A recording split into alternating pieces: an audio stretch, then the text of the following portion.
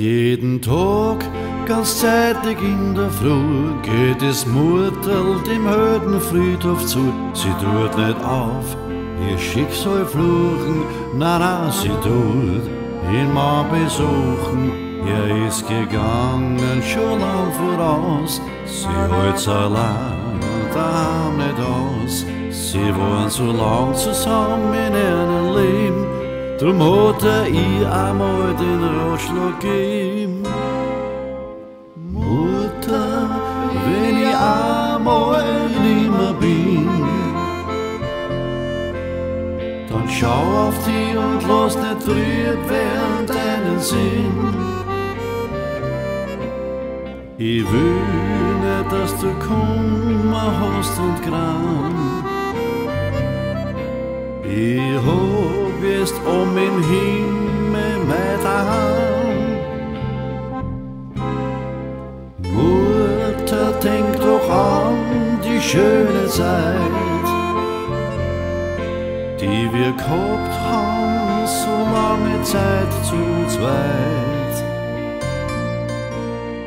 Ich bin ja nur gegangen, ein kleines Stück voraus, und irgendwann ist auch die Zeit für dich aus.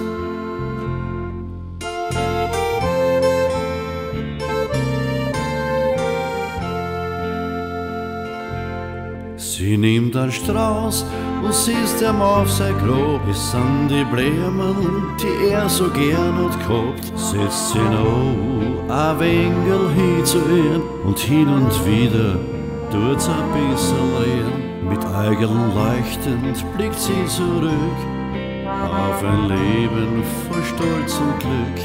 Die schönen Stunden waren so schnell dahin und schaut ganz dankbar zum Grabstein hin.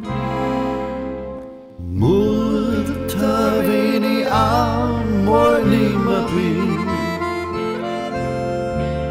dann schau auf dich und lass nicht trüb werden deinen Sinn.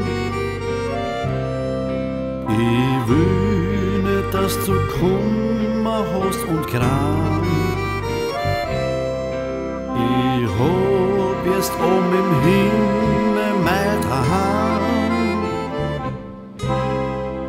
Mutter, denk doch an die schöne Zeit, die wir gehabt haben, so lange Zeit zu zweit. Ich bin ja nur gegangen, ein kleines Stück voraus, und irgendwann ist auch die Zeit für dich aus. Und irgendwann ist auch die Zeit für